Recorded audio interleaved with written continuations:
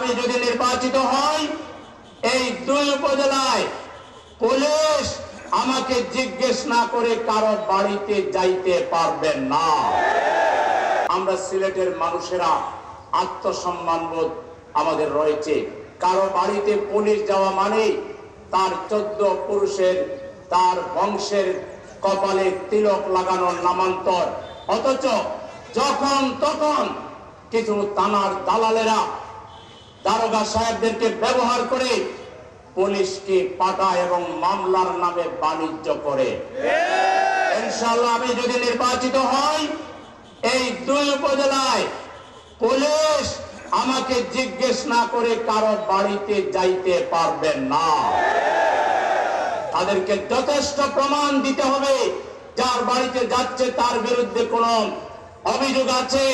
এই প্রমাণ না দেখিয়ে কোনো দারোগা সাহেব কারো বাড়িতে যাবে না। আমি ফাইনাল কথা বলে দিলাম। আপনারা যদি ব্যাংকে টাকা উঠাইয়া নিরাপদে বাড়িতে যেতে চান, তাহলে দাঁড়িপাল্লাকে ভোট দেবেন। তা না হলে ব্যাংক থেকে টাকা নিয়ে বাড়িতে যেতে পারবেন না।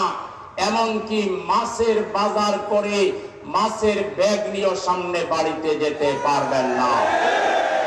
আমাদের নিরাপত্তাকে নিশ্চিত করার জন্য, আমাদের মা বোনদের ইজ্জতকে হেফাজত করার জন্য, আমাদের হোটেল দোকানদার, আমাদের ব্যবসায়ীদের ব্যবসাকে নিরাপদ করার জন্য কি রাজনীতি, ধিক্কার এই রাজনীতির প্রতি। কেউ বাড়ি বানাচ্ছে, তোমাকে যে চাঁদা দিতে হবে। কেউ দোকান তৈরি করছে, তুমি রাজনীতির নোংরা কীট, তোমাকে চাঁদা দিতে হবে। কেউ একটা রাস্তা দিয়ে হেঁটে যাচ্ছে, কিংবা কেউ একটা পেট্রোল পাম্প দিছে, তুমি তেল কিনে পয়সা না দিয়ে চলে যাবা, বললে তার গাড়ি তুমি তাকে মারবা। এই সুযোগ গোলাপগঞ্জ বিয়ানীবাজারের কেউ আর পাবেন না।